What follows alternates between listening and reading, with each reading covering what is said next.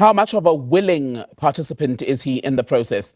We haven't encountered any difficulties. The fact that we are at this stage means that everything has progressed very well.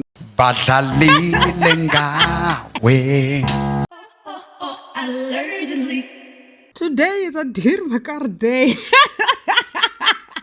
The stage is Kgosi Mampuru Prison. The actor is Cat Matlala. Oh, Nkosi yami. Parliament's Ad Hoc Committee. My people, they hit a major roadblock this week. Actually, a few hours ago. And the man at the center of it is the infamous Vusimuzi Cat Matlala. They thought they were cruising nicely. Listen to how it was going. And we also anticipate that we will get good cooperation from him. How much of a willing participant is he in the process? We haven't encountered any difficulties. The fact that we are at this stage means that everything has progressed very well. Remember, it starts with our legal team and himself scheduling consultations. Consultations have happened. Statements have been exchanged between the parties until he is satisfied that the final statement that is made available for the committee is a statement that contains the evidence that he would have deposed with our legal team. So far, we are pleased with the progress that the legal team and Mr. Matlala himself have made for us to arrive at the point where we are now. And to be clear, for those of us not too familiar with the process, the statement that he's already deposed, that he'll be taken through by the evidence leader, are you only as members of the committee able or privy to its contents on the day of his appearance, or do you have sight of that already? Look, our terms of reference state that the statement should be made available at least 3 or 4 days before the hearing. But due to other logistics, you might have noticed that it has been a very hectic period for us and our legal team. We only have a legal team comprised of 2 advocates and 1 SC. So sometimes it has not been possible to receive those statements within the stipulated time in our terms of reference. But we are reasonable human beings and we understand that we have to live with what we have. Where Matlala is concerned then, have you seen the statement, and would I be pushing it and asking you to give us a sense of what you expect him to say when he appears from Wednesday? I will not be tempted to do that. I must respect him. I must respect our processes. There must not be any excitement on my part. We have done our work very, very well, very discreetly. And I think up to this stage, we must keep that standard and dignify every witness that is appearing before. Let's set the scene, okay?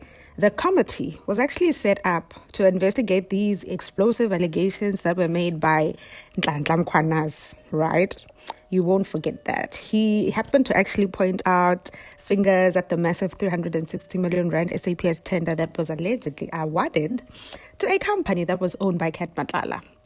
The deal was not okay, and today, my people, just now, actually even now as I literally upload this video, we are listening to Poleng Dimpane. Quite a smart lady, looks very well prepared, can answer questions, but my people, it still gets so dramatic. This deal is clouded a lot by claims of bribery, and this bribery involves top officials, and this also includes Poleng, okay? What is Poleng? She is SAPS's Chief Financial Officer.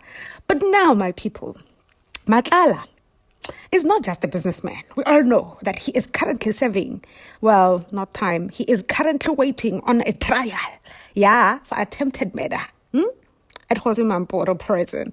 So now his testimony was actually seen as one of the key and very important testimonies to have to unlocking a potential network of a whole lot of politically connected criminal syndicates.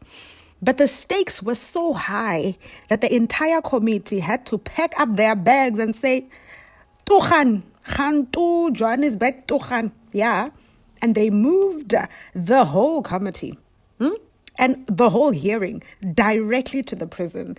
This is saying, you know what, Matlala, we know we don't want you to escape when they bring you to Cape Town because there may be so many things that happen in between. You know what? We will come to you. The whole team will come to you. Not just one person, not just 5 people. The whole effing team will come to you. And my people, this week was supposed to be his big day. His big day was set for Wednesday, which is tomorrow, that November the 26th. The nation was waiting. It's still waiting. We are still waiting. And we are crossing fingers that this man must appear because he owes us an explanation. Okay, even if he doesn't owe us an explanation, we must understand because we know. A little birdie told me that the man is frustrated. Not only is he frustrated, the man is willing to sing. So I hope the lawyers are not doing this tactic because they can see we are in very uncharted territories emotionally. Anyway, let me not burst the bubble. Okay, we were waiting to see if he would expose the rot or would he maybe protect himself. But then, today, my people, just as the committee was trying to start asking questions to the first witness, Udimpane, Matlala's legal team dropped a bombshell of their own, okay? Apparently, he can't testify. What's the reason? Because he needs more time to prepare. My immediate reaction to this, my people, is very fierce and very confused because I don't understand. But not only do I not understand, we also have other parties that don't understand. They are fiercely angry. ActionSA Member of Parliament Derleen James, Honourable James, who was on the ground in Pretoria and still is, did not mince her words. She called it a textbook Stalingrad tactic. This is literally a direct reference to the infamous delaying strategies used by famous President Jacob Zuma to frustrate accountability. James actually continued to point out that Matlala had been given plenty of time at the ad hoc and had been given plenty of time to prepare together with his lawyers. So there's no way. Hey everyone, I've arrived in Johannesburg. I'm ready for the week ahead in Tshwane. This was quite a struggle. We've got to literally punch above our weight. Parliament actually refused to pay and to accommodate me with the ad hoc committee sessions being held in Tshwane this week. They said that they are unable to pay and accommodate me with the rest of the members in Tshwane. They are unable to pay for flights. Luckily, I have my own flights. I could pay for it. ActionSA, my party, stepped up. They realized the importance of having our voice at this committee. So yeah, because I look forward. No weapon formed against us shall prosper. We push on. She says that the ActionSA would not let the investigation be derailed, okay? This last-minute move has definitely sent shockwaves across our country. News outlets that had traveled to the prison specifically for this testimony were left stunned, my people. I too am left stunned because my flight from Cape Town to Johannesburg is at 9. What do? Do I cancel? Do I go? What must happen now? Oh! Badlalile ngawe Badlalile ngawe Badlalile ngawe Vusimuzi, Cat Matlala. Where's Manyala? Uyasimanyala vele currently because what do you mean? The public's reaction on social media was even more heated.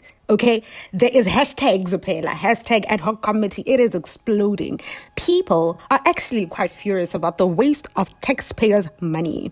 One user actually sarcastically suggested that Parliament should just relocate permanently to the prison. You see, they should relocate permanently to the prison to save on travel costs for what they called criminal MPs. You see? Because they too think the MPs that are going there to investigate this Cat Matlala are also criminals. So, badlalile ngawe. I'm sorry about that, but basically they're saying, y'all politicians should rather stay there by Kgosi Mampuru and serve all your time with your jailbed friend. All I'm saying is the audacity of a prisoner to dictate, my people, terms to parliament. This is crazy. And this does not sit well with most of us. Dead or alive, Vusimuzi Cat Matlala must appear. That's what I will say. Because capturing the mood of the nation clearly looks like we're all fed up with these excuses. So a whole lot of other memes are coming out, and I don't want to talk about them because I have had my fair share of laughter.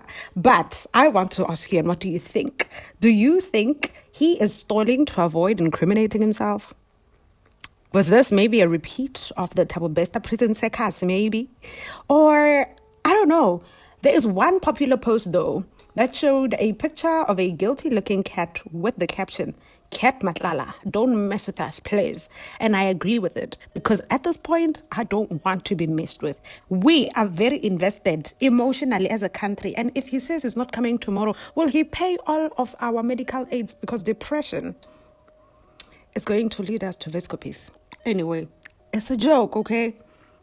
Even ANC supporters who might have been sympathetic have expressed some form of disappointment. Obviously, this is not a shock. We all know that that's not a shock, because skeptics also kind of predicted that he would only talk if it is suited for him. I also said this a number of times in my previous videos and said, this man is a manipulator. Boy, is he a manipulator who will only do what he wants to do whenever he wants to do it. He is a man that actually once said, you know what, because you're coming to this particular prison and you want me to speak, I want my phones back and I want my laptops back to Parliament. At this point, I really feel like what's going on makes us see this whole thing as though it is Paul O'Sullivan and his nonsensical act that actually happened last week to Unkabinde when he sent that message. Remember? Yeah, that was not nice. So, what happens now? The committee, my people, is in a very tough spot. If they grant the postponement, it could actually set a very dangerous precedent, because it was going to be dragging out the investigation and obviously eroding what little public trust remains in these parliamentary probes, because we too are skeptical about these whole things, okay, including them. So on the other hand, forcing him to testify might unfortunately also not yield the truth, because the man will want us to force him to speak and he doesn't want to speak, and therefore he'll just say no comment. But the pressure, my people, is mounting from all sides.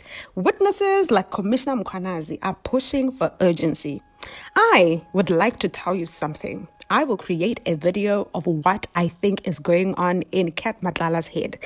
I will detail everything I think he is using as a tactic to get the parliament to do what he wants. It's going to be an explosive one. So please, after this video, stay tuned for the next one, because it will not be just the normal one. It will be fire. Anyway, as the public are demanding answers, the committee could issue a formal order to compel his appearance. We'd rather subpoena him because we're already here in Joburg. What does he mean? But as some have asked, what happens if he just flat out refuses? This entire saga, my people, is more than just a single testimony. It is a litmus test for South Africa's fight against corruption. And that is a very serious matter. Will the truth about this whole alleged rot within our police services finally be exposed? Or will legal maneuvering and delays just bury it forever? All eyes are now on the committee's next move, okay? Will they let the cat out of the bag? Or will he remain silent in his cage?